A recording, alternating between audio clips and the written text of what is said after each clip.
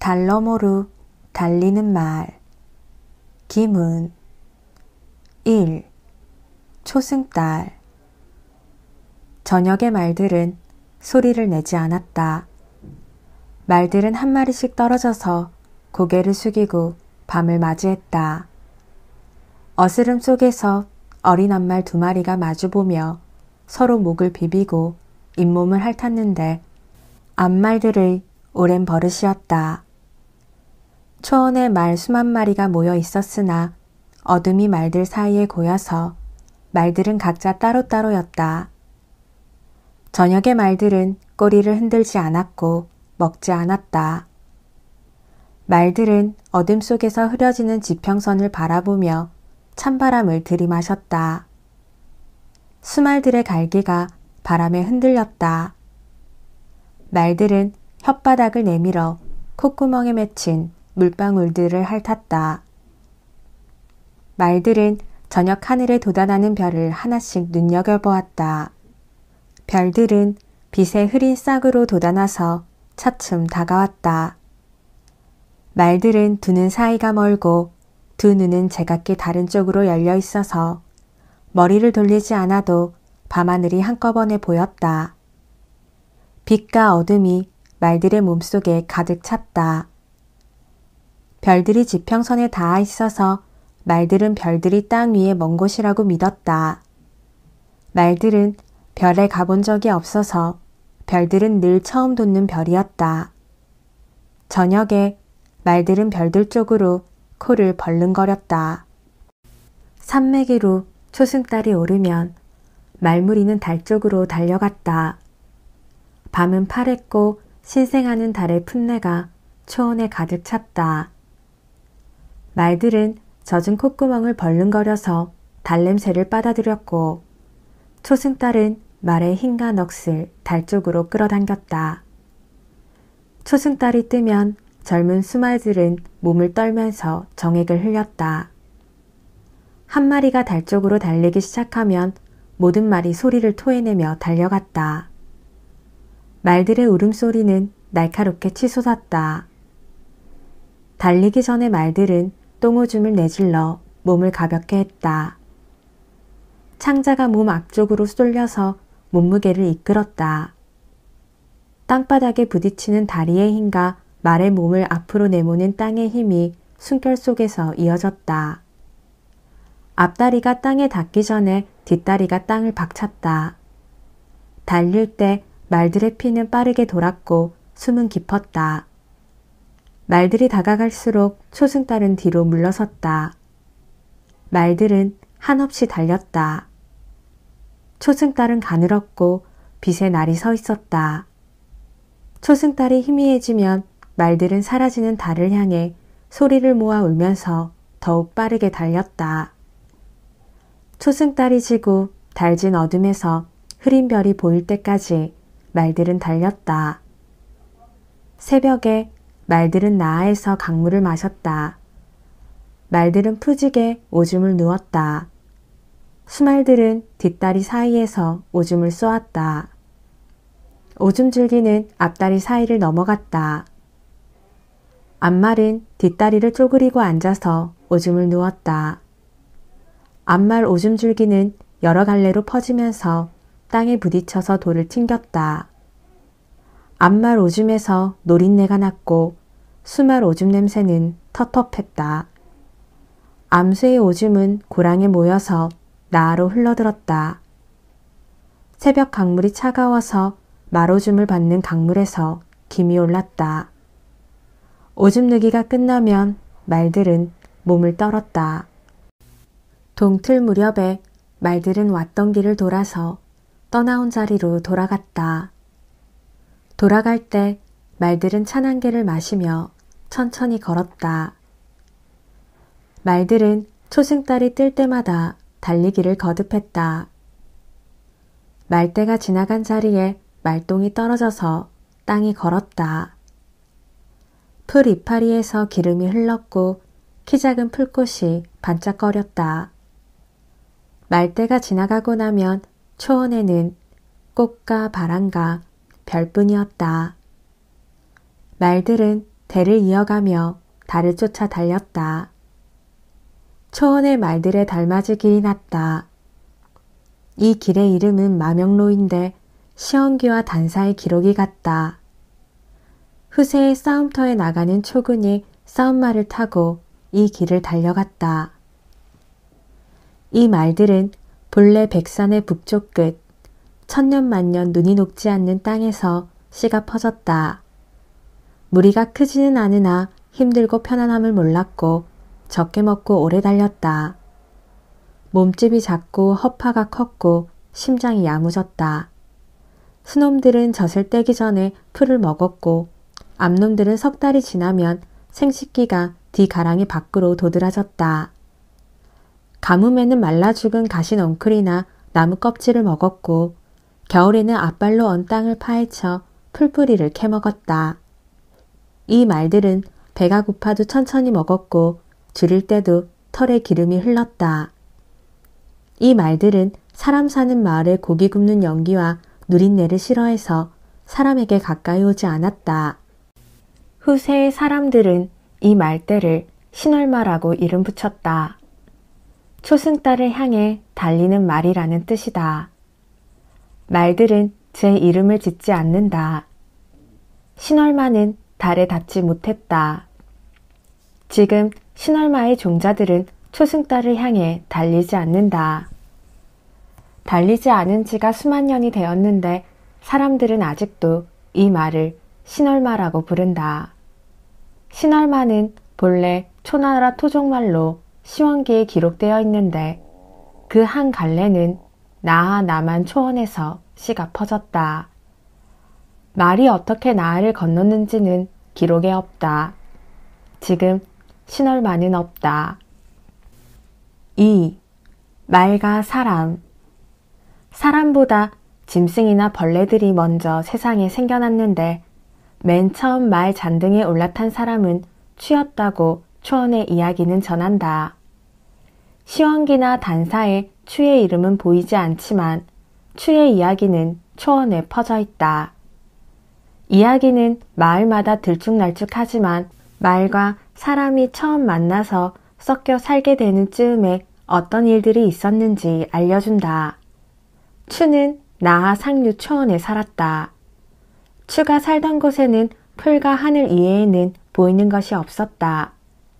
봄, 여름이 짧고 가을은 없는 듯 했고 겨울은 길었다. 겨울이 끝나면 초원의 푸른빛은 남쪽에서부터 깨어나서 북쪽으로 옮겨갔다. 추는 양측이었는데 마을 사람 모두가 양측이었다. 땅에 붙어서 사는 이치를 배우기 이전에 마을 사람들은 무리를 지어서 양떼를 몰고 새풀이 돋아나는 쪽으로 이동했다. 가을이 끝날 무렵에 사람들은 살던 마을로 돌아오거나 눈이 쌓여 길이 끊기면 그 자리에서 겨울을 났다. 마을에 돌아와서 겨울을 지낼 때 추는 눈밭에 나가서 짐승을 잡았다. 활을 만들어서 새를 쏘았고 달려드는 늑대를 돌멩이로 찍었다. 추는 양가죽으로 아래를 가렸고 풀벌레를 군것질로 먹었다. 이 무리는 남녀가 눈이 맞으면 서둘러 몸을 섞었으나 딱히 둘이서 짝을 이루지는 않았다. 사람들은 제가 누구의 자식인지 알려고 들지 않았다. 사람들은 죽음을 슬퍼하지 않았고 죽음은 금세 잊혔다. 사람의 죽음은 짐승의 죽음과 다르지 않았다. 추는 20살 무렵에 외눈박이 젊은 무당과 수시로 교접했다. 무당이 딸을 낳았는데 해산 뒤끝에 아래가 다치지 않아서 피를 쏟다가 죽었다. 무당은 살았을 때 여러 사내와 교접했다. 어미 닮은 딸이 누구의 핏줄인지 알 수 없었으나 추는 아비를 묻지 않고 양젖을 먹여서 딸을 길렀다. 딸의 이름은 요였다. 요는 일찍부터 계집티가 도드라졌다. 키는 작았는데 몸매가 가늘고 눈이 새카맣고 머리카락이 끄트머리까지 빛났다.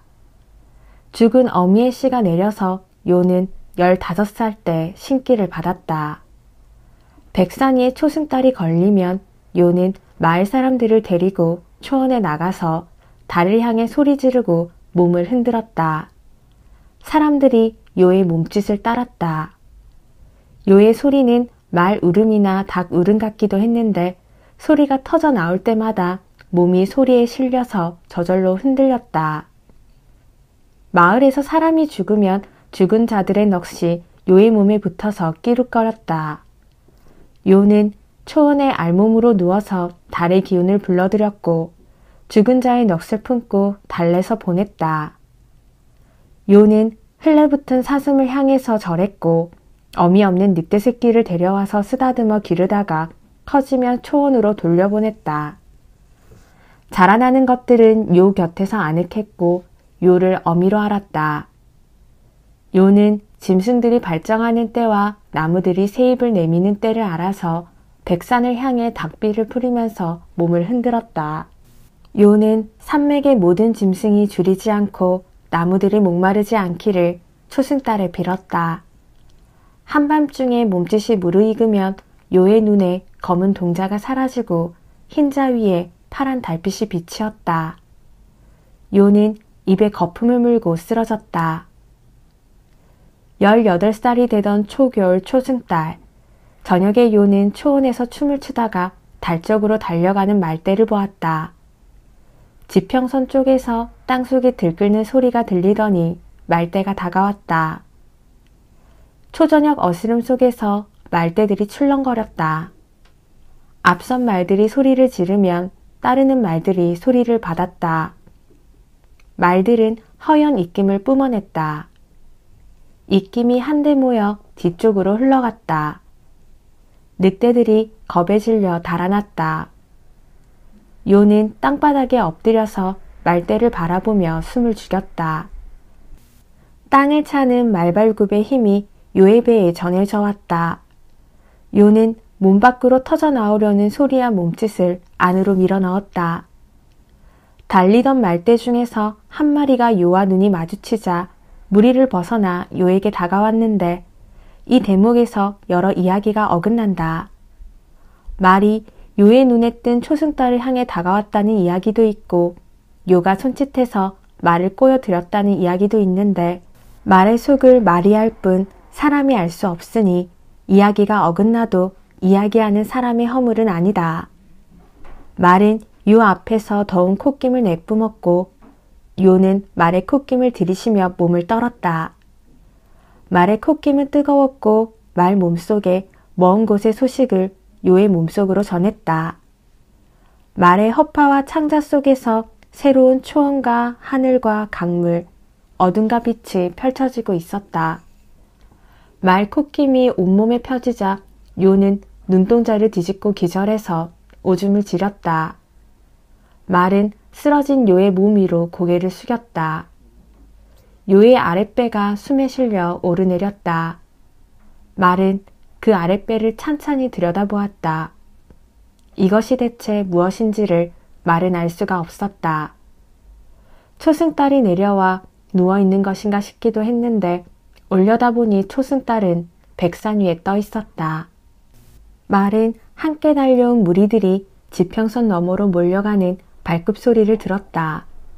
말은 무리를 따라가지 않았다. 달이 질 때까지 말은 쓰러져서 숨쉬는 요의 아랫배를 들여다보았다. 요는 말을 집으로 데려왔다. 말이 요를 따라왔다는 얘기도 있는데 어느 쪽이든 마찬가지다. 추는 말을 돌려보내라고 딸을 꾸짖었지만 요는 듣지 않았다. 마을에 처음 들어왔을 때 말은 사람들의 똥냄새에 속이 뒤집혀서 먹은 것을 토했다. 마을의 똥은 사람들이 잡아먹은 온갖 짐승들의 살과 피와 젖이 썩은 냄새를 풍겼다. 똥냄새는 사람의 마을 곳곳에 절어 있었다. 요가 물을 가져다 줄 때 말은 요쪽으로 고개를 숙였다. 요가 이마를 쓰다듬으면 말은 눈을 내리깔고 콧구멍을 벌른거렸다. 말은 들에 나가서 먹고 저녁에 집으로 돌아왔다. 요는 말의 눈동자를 들여볼 때마다 말이 무언가를 말하려 한다는 것을 알 수 있었으나 말이 무슨 말을 하려는지 알 수 없었다.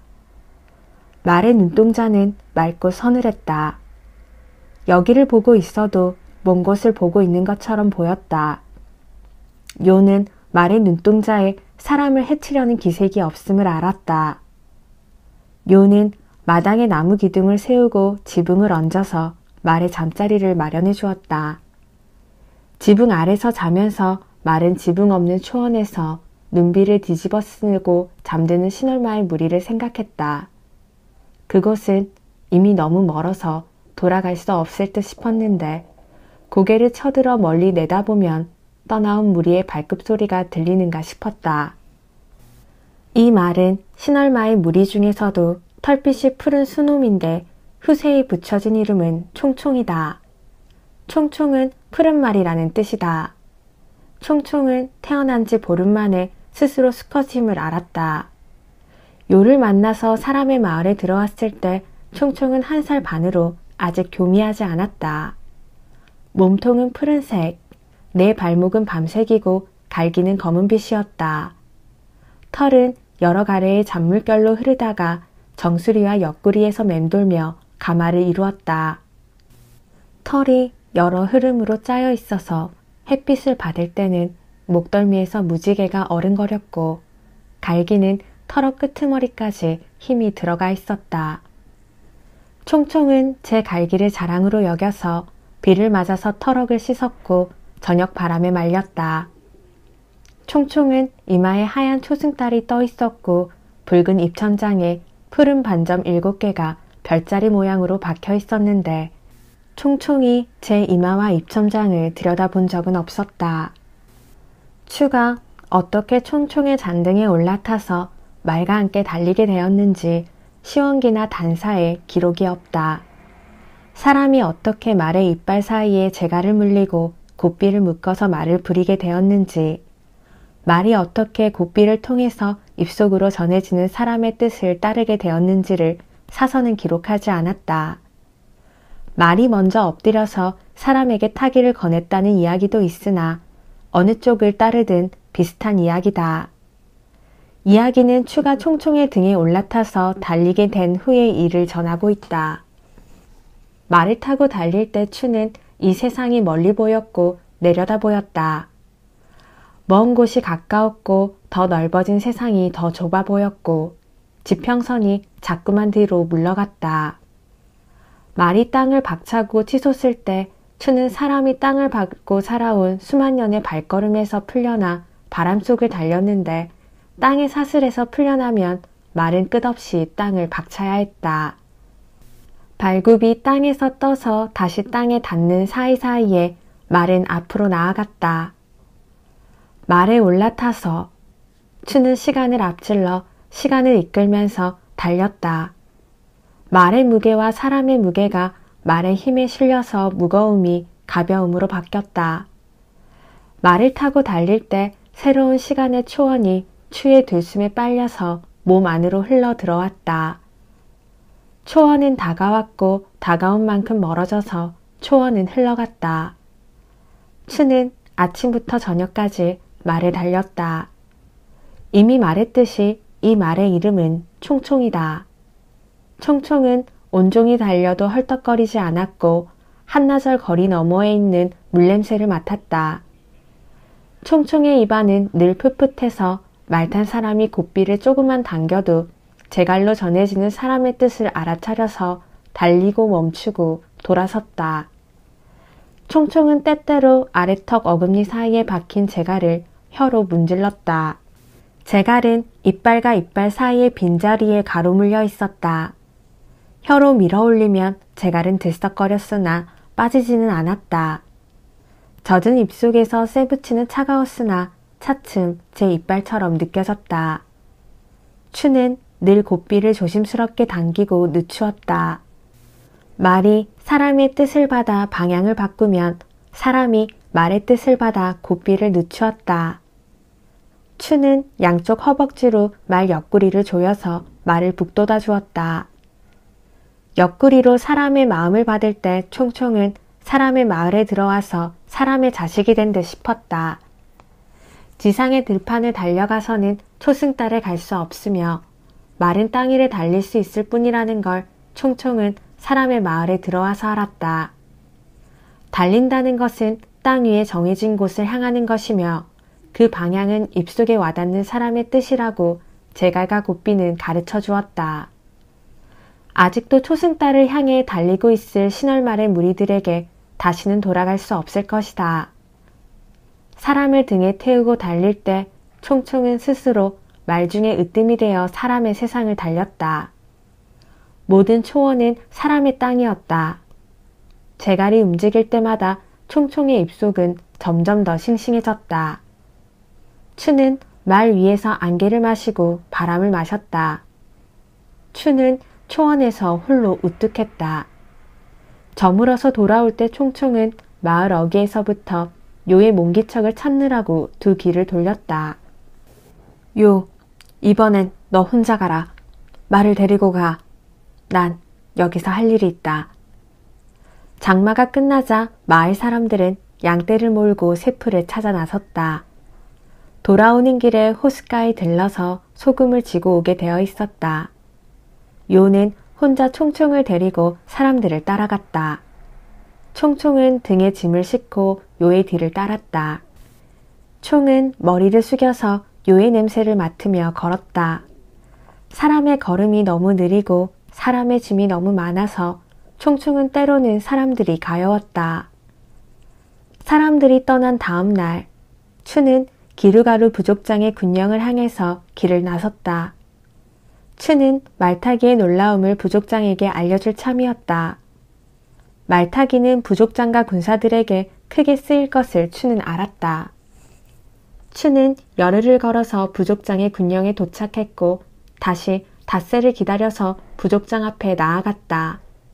부족장은 20살이었는데 양의 수염을 붙이고 있어서 늙은이처럼 보였다. 부족장의 아비의 먼 아비는 백산의 푸른 일이었다는 이야기가 기루가루 족속에 퍼져 있었다. 부족장의 거처는 참나무 껍질로 지붕을 이었고 그 위에 사슴뿔을 두 줄로 꽂아 놓았는데 그 둘레에 군막 수백 개가 들어서 있었다. 군막마다 늑대 머리를 잘라서 걸어 놓았는데 늑대 눈동자가 살아있는 듯 사람을 노려보았고 밤에는 새파란 인강을 뿜어냈다. 부족장 앞에서 추는 온종일 말타기를 설명했다. 군장과 무당들이 도열해서 함께 들었다.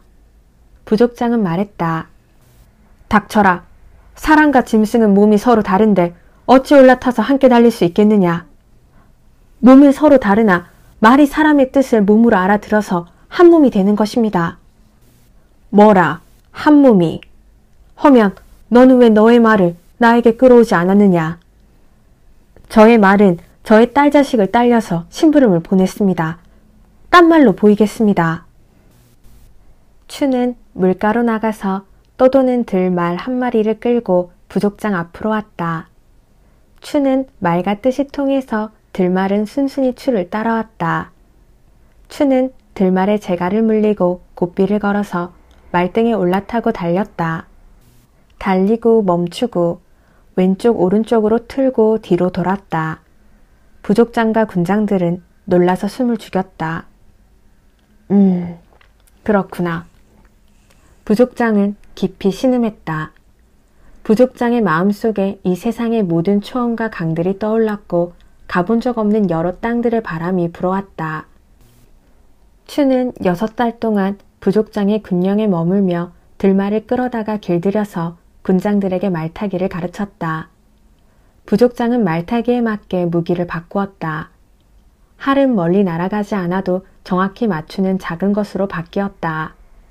칼은 왼발로 고삐를 잡고 오른팔로 내리칠 수 있도록 짧고 둥글게 만들라고 부족장은 대장장이들에게 명령했다. 떠나는 날 부족장이 추를 불렀다. 수고했다. 네가 사는 마을이 어디냐? 이피기피라는 마을로 여기서 서쪽으로 걸어서 열흘 걸립니다. 그 너머는 어디냐? 그 너머도 가본 적이 있는데 우리와는 다른 족속입니다. 개를 하라비로 여기고 개처럼 뒤로 흘레붙습니다. 알았다. 너의 공이 크다. 돌아가라. 머지않아 다시 부르마. 추가 떠날 때 부족장은 사슴뿔 한 쌍을 상으로 말린 열매 2자루를 길냥식으로 주었다. 추는 열흘을 걸어서 마을로 돌아왔다. 채플을 따라서 떠났던 사람들은 마을로 돌아와 있었다. 저녁 무렵이었다. 양들이 서로 비벼대며 울었고 늑대 쫓는 아이들은 양떼를 지키며 밤을 맞을 채비를 하고 있었다. 집 안에 인기척이 없었다. 마구간 기둥에 말린 들꽃을 엮은 줄이 걸렸고 말먹이 풀이 가지런했고 구유통이 깨끗이 씻겨 있었다. 추는 마구간 문짝을 열었다. 총총이 옆으로 누워서 앞다리로 요를 안고 있었다. 총총의 갈기에 꽃이 달려 있었다. 아랫도리를 벗은 요는 말목을 끌어안고 얼굴을 비볐다. 마구간 바닥에 마른 잎이 깔렸고 기름 등잔이 켜져 있었고 베개 2개가 나란했다. 총총의 검은 눈동자가 등잔불에 번들거렸다. 문짝이 열리자 요는 아랫도리를 가리며 몸을 꼬부렸고 총총은 무릎을 꿇었다.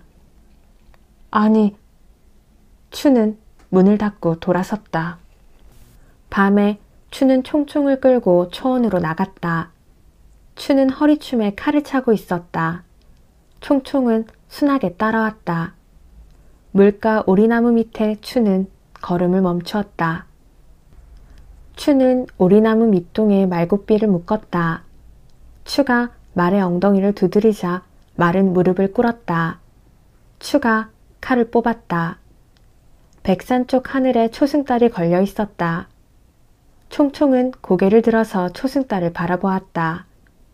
총총의 이마에 박힌 초승달 무늬가 하늘의 초승달을 향했다. 추는 칼로 총총의 목을 내리쳤다. 칼 지나간 자리에서 피가 솟구쳤다. 총총은 쓰러져서 네 다리로 허공을 긁었다. 총총의 머리는 3번 칼을 받고서 떨어져 나갔다. 추는 웅덩이 물에 칼을 씻었다. 추가 집으로 돌아왔을 때 요는 보이지 않았다. 추는 온 마을을 뒤졌으나 요를 찾지 못했다.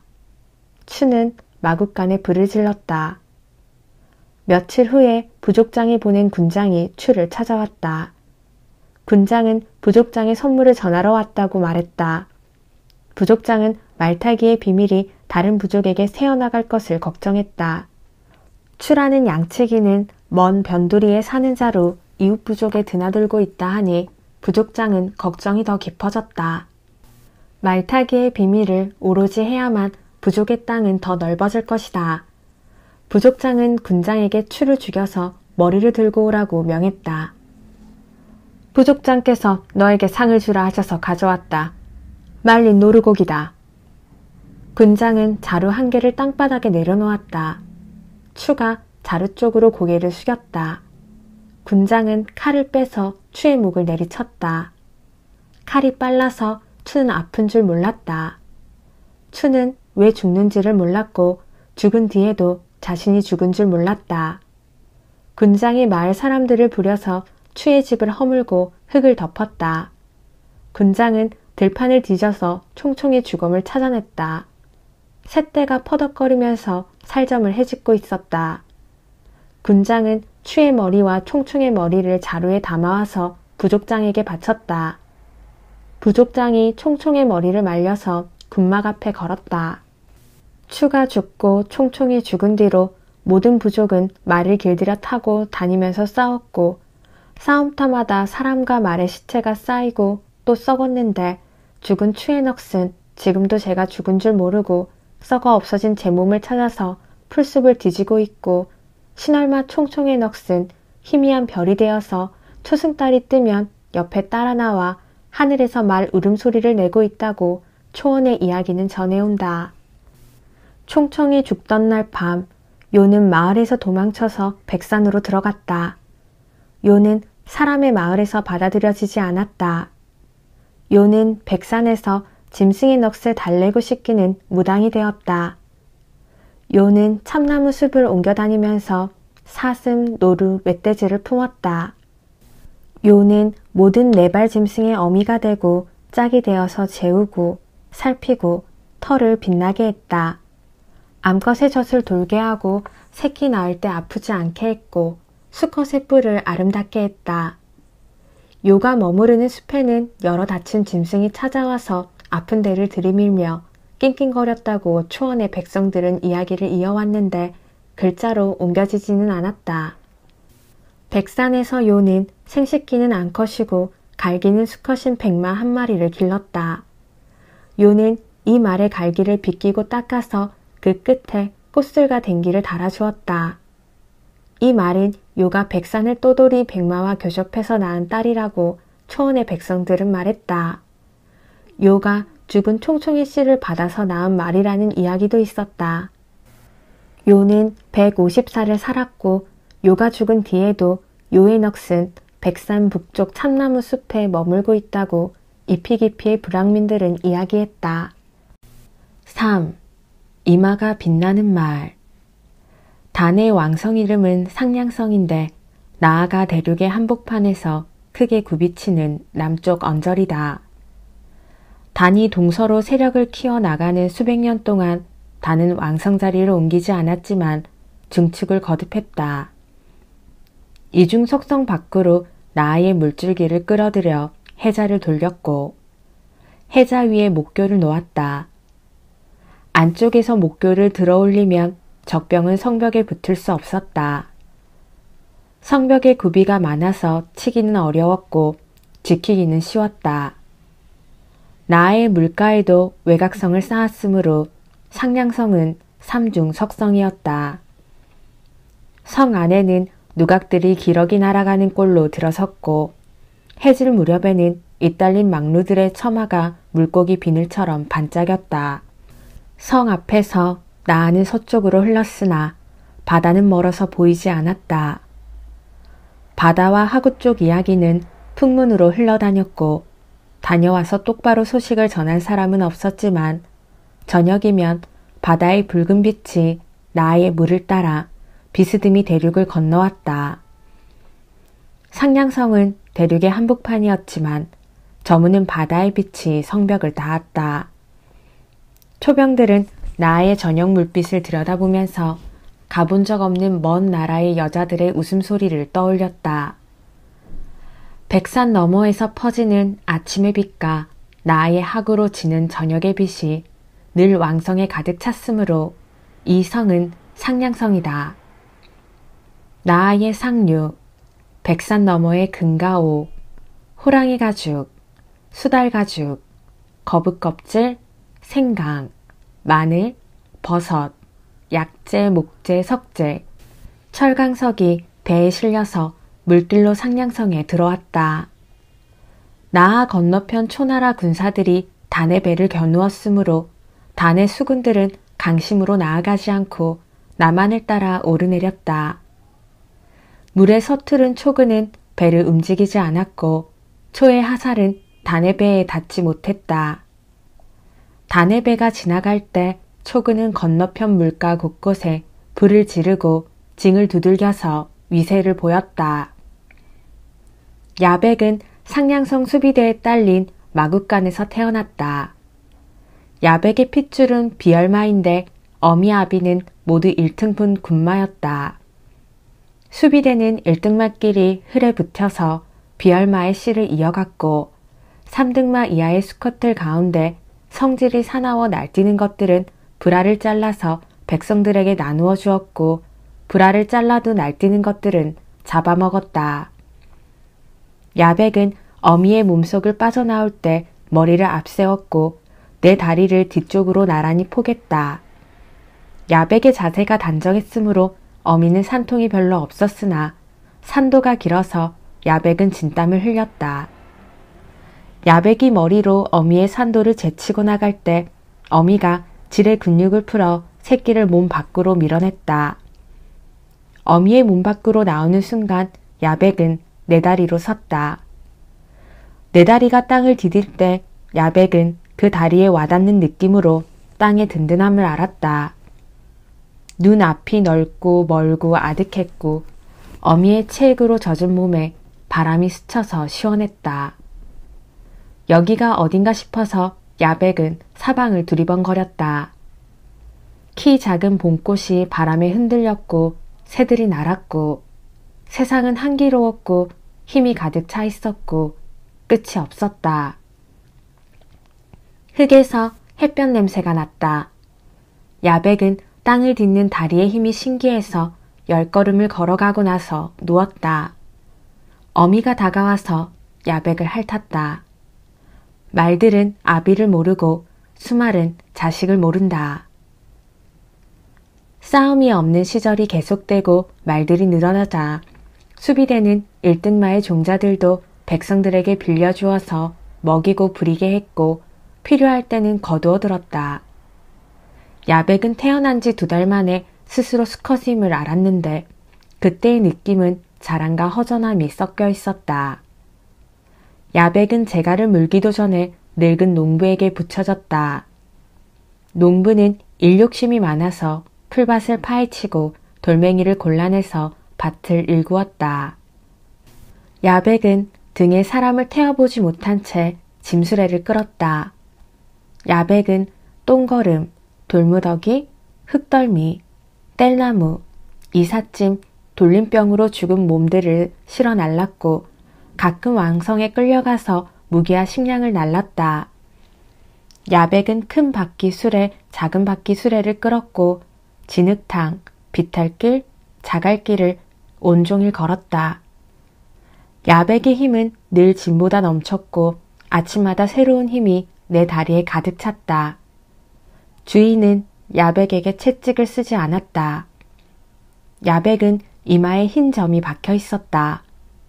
흰 점은 양 미간에서 넓어졌다가 아래로 내려오면서 좁아졌다. 흰색에서 윤기가 흘렀고 밤에는 파랗게 빛났다. 야백은 이 흰 점에 붙여진 이름이다. 비얼마의 먼 조상들 이마에 박혀있던 흰 점이 핏줄을 타고 수만 년을 흘러내려와 야백의 이마에 박힌 것인데 야백은 제 이마를 들여다보지 못했다. 비얼마의 조상들은 나아 하구 서쪽 초원에서 무리를 이루었다. 지금의 상냥성에서 서쪽으로 걸어서 2년을 가면 초원이 끝나고 사막이 열린다.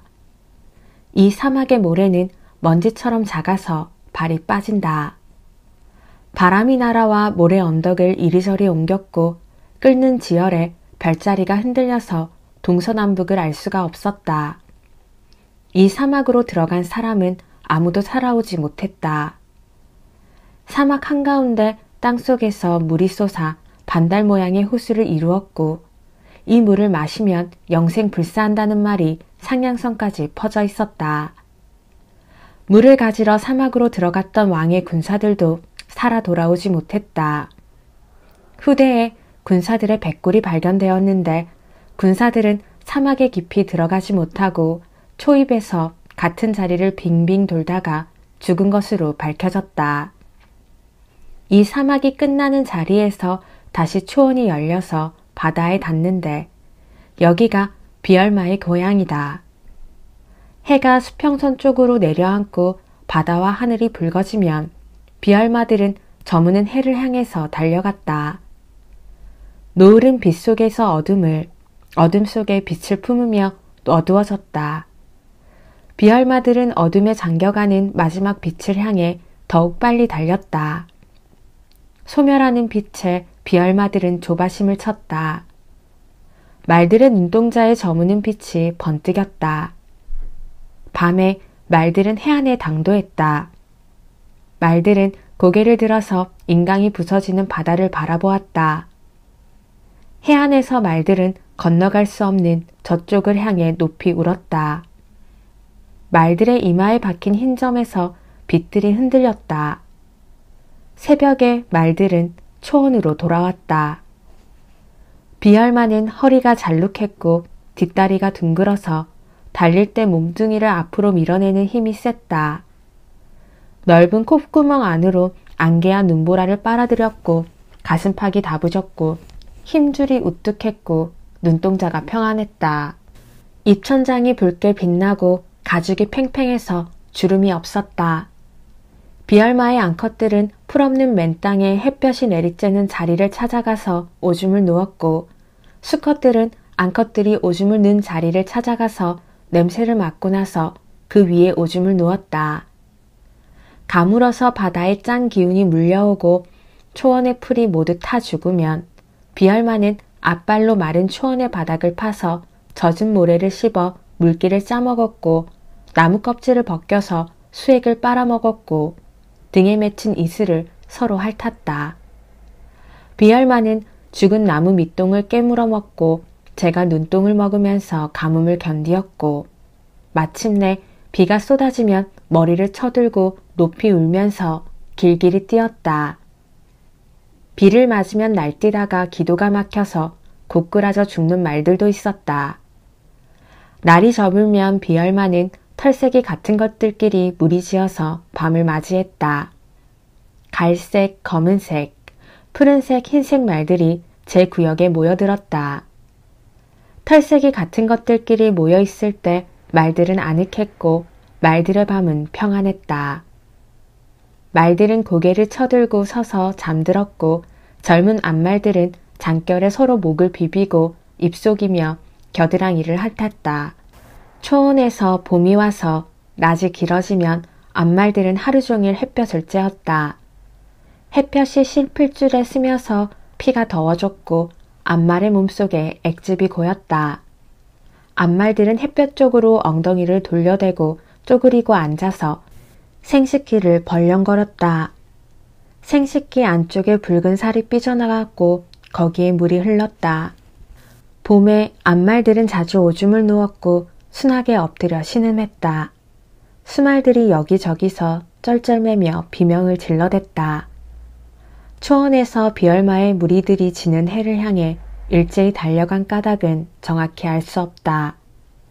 나아 북쪽, 초의 신월마들이 초승달을 향해 달리던 까닭도 알 수 없다. 저무는 해와 떠오르는 달이 말들의 넋을 잡아 당겼다는 것은 그 까닭을 알 수 없는 인간들의 게으른 소리다. 그것들은 말들만이 안다. 비얼마의 무리는 먹지 않고 하루 300리를 달렸다. 달리기는 숨쉬기와 같아서 비얼마는 헐떡이지 않았고 멈추지 않았다. 달리는 힘이 전신으로 솟구쳐 오를 때 비얼마의 피는 거칠게 흘렀다. 목에서 머리로 올라가는 핏줄이 밖으로 터져서 핏방울이 바람에 흩어졌다. 피를 날리면서 비얼마는 밤새도록 달렸다. 비얼마는 이 피바람에서 붙여진 이름이다. 비얼마의 무리들이 언제 사막을 건너서 사람의 마을로 들어왔는가에 대해서는 믿을 만한 연구 결과가 있다.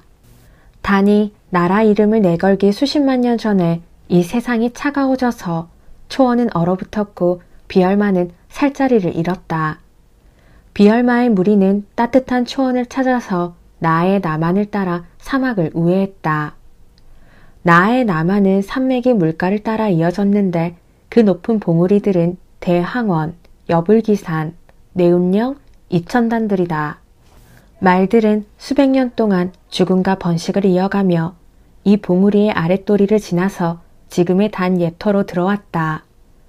말의 이동 경로에서 말하석이 다량 발견되었다. 하석에 나타난 말의 골상은 그 시절 단의 군마와 일치한다. 비얼마 중에서도 혈통을 곱게 내려받은 말들은 지금도 이마에 흰 점이 빛을 뿜어내고 달릴 때 목 핏줄이 밖으로 터져서 피보라를 일으킨다. 야백은 이 비얼마의 직계 후손이다. 4. 안개와 무지개를 토하는 말. 모강 말년에 초의 세력은 나아 북쪽 대륙에 가득 차서 빈자리가 없었다. 비바람이 순조로워서 나아는 흐름을 뒤틀리지 않았고 풀들이 웃자라지 않았다. 초원은 가지런했다. 파란 하늘에 매들이 높이 날았다. 무기를 들고 맞서던 부족들의 마을은 불타서 인기척이 없었는데 세월이 지나면 풀이 돋아나고 사랑과 진승이 생겨서 초원에는 아무 흔적도 없었다. 작은 부족들은 초의 군대가 들이닥치기 전에 투항해서 초의 백성들과 씨를 섞었다. 모강은 점령지에서 모든 신전과 무덤과 성곽을 부수었다. 모강은 사람들이 헛것을 쳐다보는 게으른 짓거리와 초원의 평평함을 망가뜨리는 돌쌓기를 허락하지 않았다. 본토에서 점령지에서나 초나라는 땅의 금을 긋지 않았고 땅을 사사로이 차지하는 일을 금했는데 아득한 선왕 때부터 내려온 유운이었다. 백성들은 가축을 끌고 봄가을로 옮겨 다녔고 겨울에 머물렀다. 모강은 대륙의 초위의 세력이 얻기를 바랬으나 나아 남쪽의 단의 세력이 날로 커져서 사막을 건너 하구에 이르렀고 그 세력의 중심이 돌로 쌓은 성 안에 웅크리고 있으므로 깊이 근심하였다. 모강의 군은 담이었고 해자가 없어서 궁이랄 것도 없었지만 왕이 들어 있었으므로 궁이었다. 왕은 높은 건물을 짓지 못하게 했다. 친위대 막사와 여자들의 처소도 모두 단층이었다. 왕은 방바닥에 누운 자세로 지평선을 볼 수 있었고 대륙을 건너오는 바람을 쐬었다. 궁 밖 초원은 시야 너머까지 말목장이 펼쳐졌다. 신월마의 여러 종자는 모두 이 목장에서 생겨났고 먼 점령지의 종마들 가운데서도 빛나는 것들은 이 목장으로 끌려와서 씨를 퍼뜨렸다. 모강은 대륙 곳곳에 말목장을 열었다. 왕은 기마 전령들은 목장에서 목장으로 달렸다. 모강은 상마청을 설치해서 마이를 길러냈다. 마이들은 말의 이마, 콧구멍, 입천장, 혓바닥, 발바닥을 들여다보았고 수말의 정액과 앞말의 음즙을 찍어 먹어보고 말의 품등을 매겼다. 마이들은 말 전염병이 돌면 구슬했고 침과 부항으로 말의 병을 다스렸는데 한 번에 고쳐지지 않는 것들은 다 죽이거나 백성의 마을로 내려보냈다. 목장의 기수들은 지평선의 아침이 열릴 때 나팔을 불었다. 나팔 소리는 목장에서 목장으로 길게 이어져서 변방에 닿았다. 나팔이 울리면 모든 말이 잠에서 깨어나 해 뜨는 쪽으로 머리를 향하고 울었다. 대륙의 아침은 말 울음소리로 열렸다. 모강은 아침의 말 울음소리를 상서롭게 여겼다. 이 울음을 조명이라고 하는데 초의 말들은 목장마다 조명으로 아침 해를 맞았다. 초의 기마 전령들은 한 달씩 이어 달리며 변방의 소식을 왕궁으로 전했다. 전령들은 여러 고을의 말린 가위를 왕에게 바쳤다. 모강은 이 말린 가위를 아침으로 먹으면서 가본 적 없는 먼 초원과 산악의 날씨를 생각했다. 신살인 업자 모강은 늙음을 부끄럽게 여겼다. 왕뿐 아니라 초의 늙은이들은 늙음을 스스로 드러내지 않았다. 모강은 자리에 발을 내려서 모습을 지우고 목소리만 밖으로 내보냈다. 모강은 궁 안의 여자를 모두 돌려보냈다. 모강은 왕국의 후계를 정하지 않았다. 신하들은 왕의 의중을 물어볼 수 없었다. 사람이나 짐승이나 삶은 살아있는 자들의 삶이었으므로 모강은 자신의 죽음 이유를 생각할 수 없었다. 55살의 모강은 큰아들 표에게 외건을, 작은아들 연에게 뇌건을 넘겨주고 초막으로 물러갔다. 발에 가리어서 모습을 볼 수 없었지만 왕의 이엄은 여전히 범할 수 없었다. 군건은 외건과 내건에 모두 걸쳐 있었으므로 표와 연이 군건을 놓고 다툴까 하여 자신의 위엄 아래 두었다. 표는 19살, 연은 17살이었다. 표의 어미는 지체 높은 치수간의 딸이었고 연의 어미는 변방에서 끌려온 포로였는데 초의 왕실에는 정실과 측실의 구분이 없었고 어미 쪽 핏줄의 기천을 묻지 않았다. 표는 생후 3달 만에 몸을 뒤집었다. 6달이 되자 풀밭을 기어다니며 흙냄새를 맡고 깔깔 웃었다. 겨울에는 눈밭을 기면서 눈을 집어먹었다. 표는 3살 때 활을 만들어 질을 쏘았고 5살 때 새를 떨구었고 6살에 양을 탔고 10살에 말을 탔다. 표는 가르치지 않아도 스스로 자랐다. 표는 개떼를 마음대로 부렸다. 개들은 표에게 온순했고 적에게는 사나웠다. 표는 개떼들을 몰고 들에 나가서 늑대무리와 싸움을 붙였다. 개가 늑대를 포위하면 늑대가 포위를 뚫고 나와 개떼를 포위했다. 싸움터는 점점 넓어졌다. 외곽에서 지저대던 개들이 갑자기 멀리 달아나면 늑대들이 쫓아갔다. 늑대와 개들은 쫓고 쫓기기를 거듭했다. 개가 늑대의 주둥이를 물고 흔들면 또 다른 늑대가 개의 엉덩이에 올라타서 물어뜯었다. 개와 늑대가 긴 대열로 늘어서서 물고 물렸다. 표는 말을 이리저리 몰아가면서 싸우는 짐승들을 찬찬히 들여다보았다. 개떼들의 진태는 대우가 없고 군령이 없었지만 그 무질서 안에서 싸움은 집중과 상계를 이어가고 있었다. 개들은 흩어져서 전체를 이루었고 모임과 흩어짐에 이어붙인 자리가 없었다. 개들은 앞을 보면서 뒤를 알았고 갑자기 돌아서서 뒤의 적을 물어뜯었다. 표는 말을 개떼처럼 훈련시키라고 목장 관리들을 다그쳤으나 말들은 좀처럼 따라오지 못했다. 표는 말탄 병사들에게 개떼의 진태를 배우도록 훈련시켰다. 병사들은 말을 몰아서 개를 따라했다. 표는 개떼를 마음대로 부릴 수 있는 자의 이름이다. 연의 이름은 스스로 그러한 자라는 뜻이다. 스스로 그러함으로 연은 되어지는 대로 되어갔다. 연은 5살 때부터 초원의 풀잎 위에 내려앉은 잠자리를 잡아서 날개의 무늬를 들여다보았다. 무늬의 올마다 빛의 물결이 있었다. 연은 잠자리 무리의 꼬리 마디수가 다르고 색깔이 다른 것을 기이하게 여겼다. 연은 또 같은 잠자리의 무리라 하더라도 날개의 무늬는 제각각 다르다는 것을 느꼈고 이것이 대체 어찌된 일인가 싶었다. 제각각의 날개들이 초원 가득히 날아다니고 있었다. 며칠씩 폭우가 쏟아져도 날이 개면 잠자리들은 어디인가 숨었다가 나타나서 가벼워진 바람 속을 날아다녔다. 어린 날의 놀라움은 크고 깊었다. 살아있는 것들이 다들 제각각이라는 놀라움은 두려웠고 설레었고 세상은 아득했다. 다 제각각이라면 인간의 무리는 대체 무엇이고 왕은 어째서 왕인가? 연은 잠자리의 날개를 벽에 가득 붙여놓고 들여다보았다. 연은 잠자리뿐 아니라 나비, 파리, 매미, 개미, 벌을 들여다보았고 막대기처럼 걸어서 가는 사마귀의 걸음을 흉내냈다. 연은 두 팔을 앞으로 내밀어서 벌레를 더듬이처럼 땅을 더듬고 기어갔다. 벌레는 세상을 더듬어서 무엇을 하는가? 벌레의 눈에 보이는 세상과 사람의 눈에 보이는 세상은 같은가 다른가?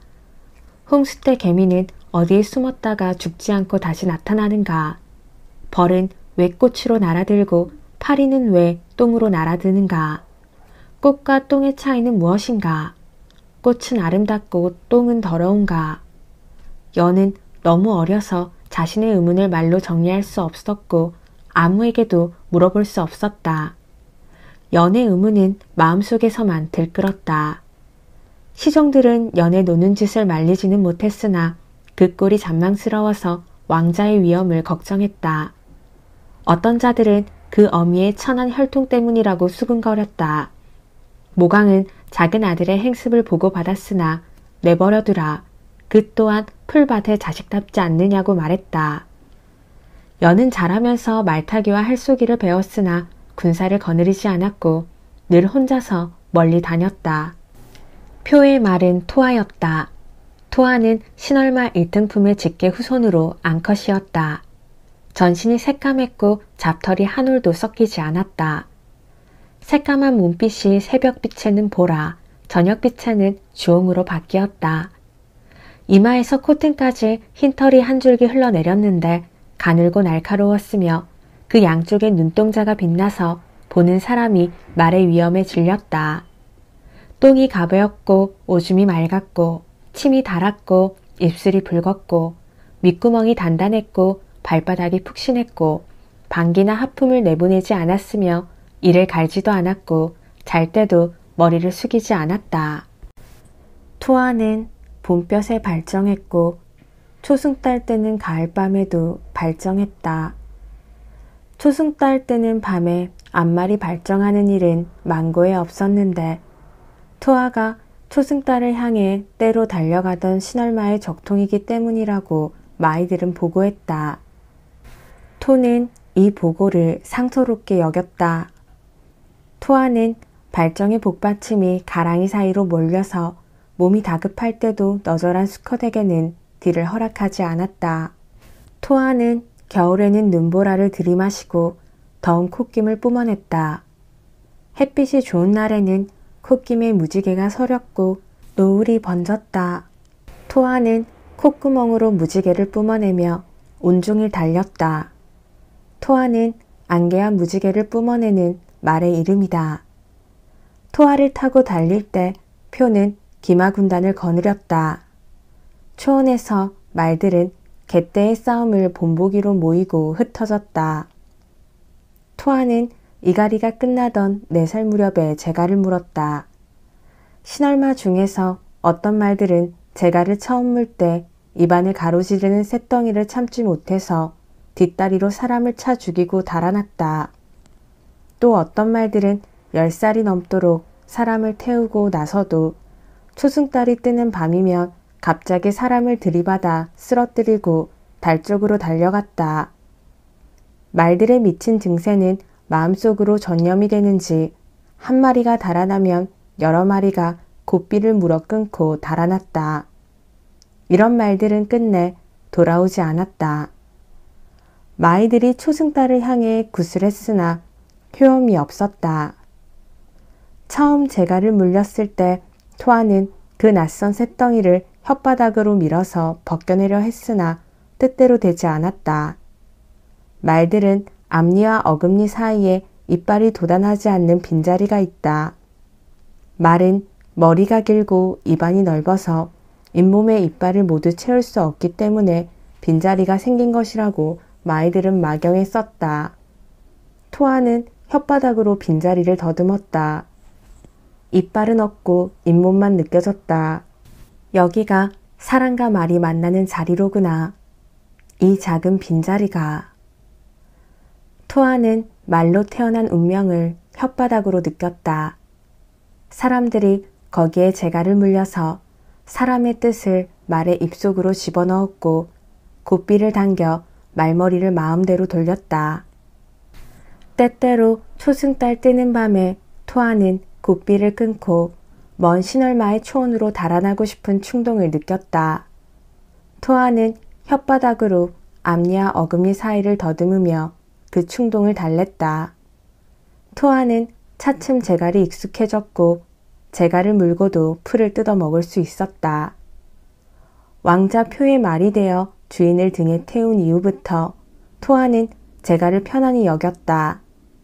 달리기는 말의 일이고 달리는 방향을 정하는 것은 사람의 일이었다.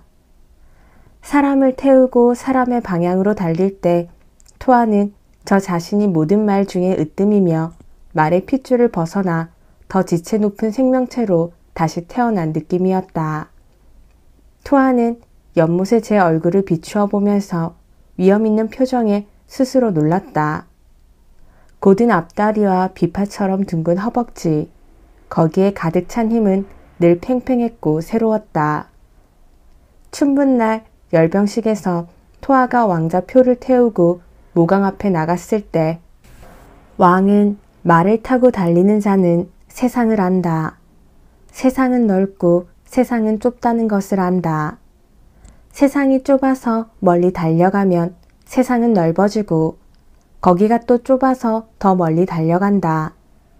말에 올라타면 비로소 세상이 보이는데 세상의 끝은 보이지 않고 출발한 자리도 보이지 않는다. 라고 말했다. 토아는 사람의 말을 알아듣지 못했지만 스스로 초원을 달림으로써 왕자의 뜻을 알았다. 60살에 모강은 죽을 자리를 정했다. 모강은 처자식을 둘러 앉히고 보려 위에서 죽는 죽음을 던적스럽게 여겼다. 모강은 나아 건너로 군대를 보내서 대륙 남쪽 단의 땅을 평평하게 만드는 대업을 준비해 나갔다. 모강은 그 싸움에서 죽어서 무덤 없는 흙이 되어 초원의 풀을 키울 결심을 했다. 모강은 그 결심을 두 아들에게 말했고 아들들은 말없이 고개를 끄덕였다. 모강은 발 뒤에 비스듬히 기대 앉아서 명령을 내렸다. 그림자가 말하는 듯 했다. 나아를 건너려 한다. 배를 만들어라. 큰 것도 만들고 작은 것도 만들어라.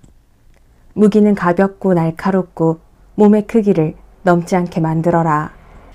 땅 위의 모든 돌무더기를 없애려 한다. 보습을 만들고 갈고리를 만들어라. 소의 보습을 메어서 적의 성밑을 파고 밑돌을 뽑아내라. 굴량과 말먹이, 풀은 적의 것을 쓰겠다. 물 건너편에 배댈 자리를 미리 확보하라. 출병하는 날 노인과 처자식을 파묻지 마라. 죽거나 다친 자는 거두지 않겠다. 살아서 돌아온 자는 죽은 자의 처자식을 건사하라. 기마 전령이 먼 변방까지 왕명을 전했다. 초근은 나아 물가에 군사를 풀어서 물을 건너오는 단의 첩자를 잡아냈고 백성들이 물가에 얼씬거리지 못하게 했다. 모강은 그때까지도 후계를 정하지 않고 있었다. 큰아들 표가 왕위를 잇는다는 소문도 있었고 모강이 대륙을 잘게 쪼개서 여러 군장과 두 아들에게 한 조각씩 나누어 주고 왕국을 해체할 것이라는 소문도 있었으나 왕의 의중을 정확히 아는 자는 없었다. 모강은 후계를 묻는 말을 금했다. 마음을 드러내지 않아서 왕의 위험은 더욱 무거웠다. 작은 아들 연은 내건을 맡았으나 왕국의 살림을 돌보지 않았다.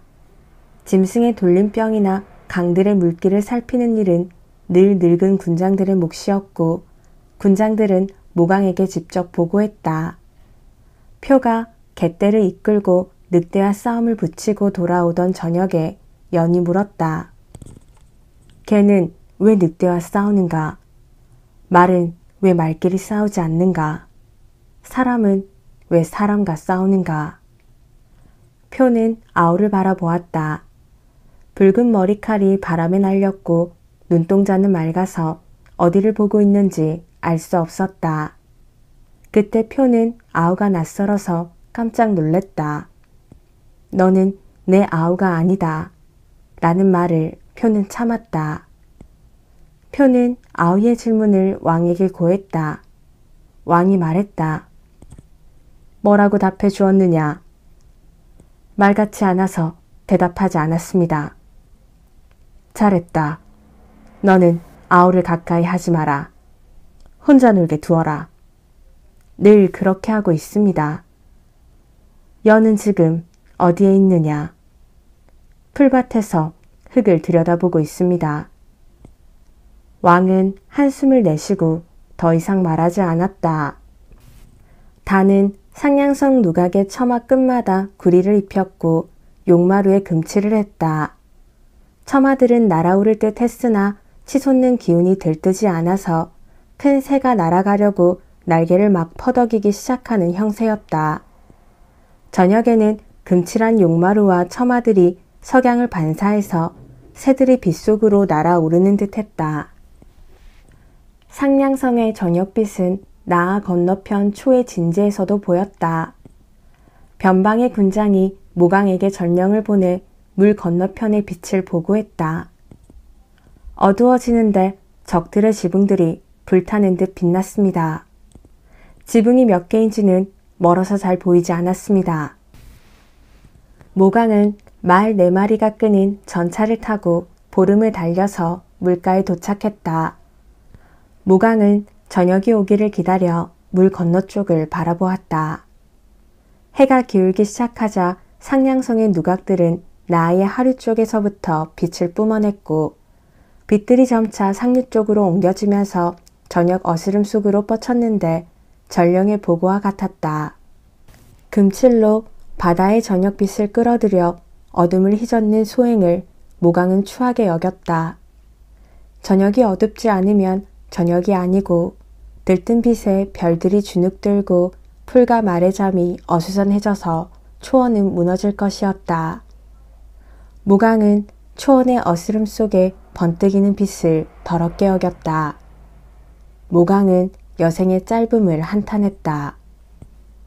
내가 게을렀다. 저것들을 너무 오래 내버려 두었구나.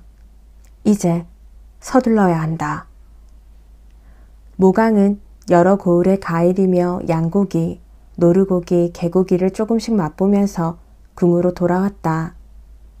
그해 비바람이 순조롭고 풀들이 기름져서 온갖 고기의 육즙이 향기로웠다.